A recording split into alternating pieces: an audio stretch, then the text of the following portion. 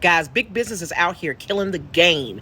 I mean, they put the G in greed. They are straight up buying communities, and you're still renting instead of buying as well. And then you know what? You're going to end up renting from them.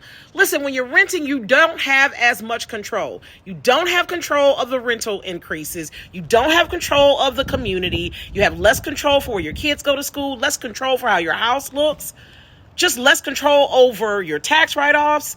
Don't let these rates get you crazy. It's temporary. You can always refi, but either way, you have to own, because you're going to end up paying for that rate in the first place, except it's just going to be a rental. Come on, don't do that. I'm Erica Page with the Luxury Living International team. Call me. Let's get this done.